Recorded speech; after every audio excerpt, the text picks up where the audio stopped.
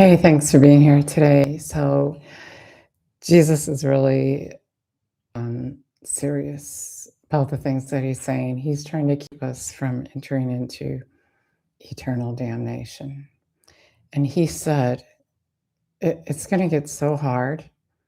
It's going to be so hard that in Matthew 24, that he's going to have to come early.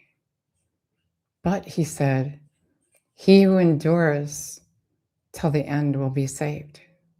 That means if you don't endure, then you're going to miss eternal life. If there isn't pressure coming on you, if you're not on that narrow path and you're on the wide path, then you're not entering into eternal life. Someone has to speak this truth, and I said I would go, I would do it. And I've been learning this in my life. If the enemy is coming against me, I know that I have angered him because he is fighting that we would not have eternal life. He is fighting. He is trying to take us away from God. And so you have to have understanding. You have to know. Jesus said on that day that he comes, many are going to be offended and turn away from him. I just said, he said it's going to get so hard that he has to come early. But those who endure to the end will be saved.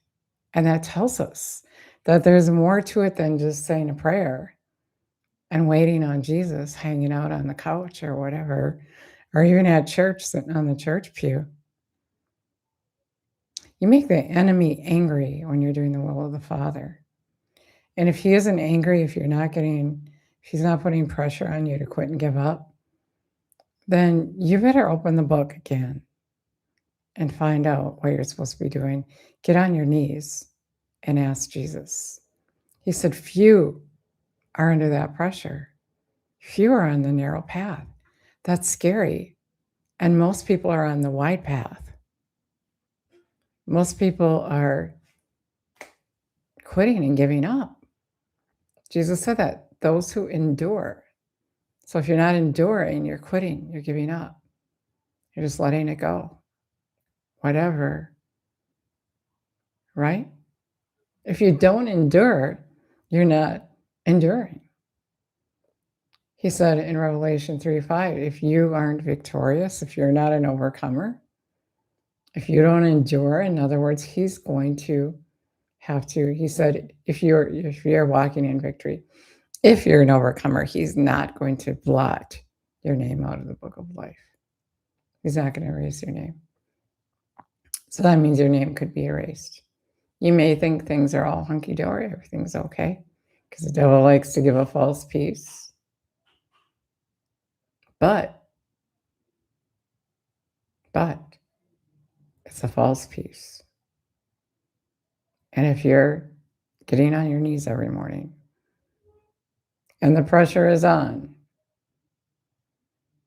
then you know that you're enduring and you will have eternal life if you endure to the end. And no, things are going to get harder and harder, but it's not that it's not that you can't do it. It's doable, especially if you know the enemy is just he's just a little man. He's just trying to lie to you.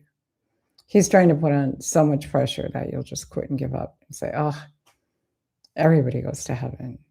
All kinds of excuses.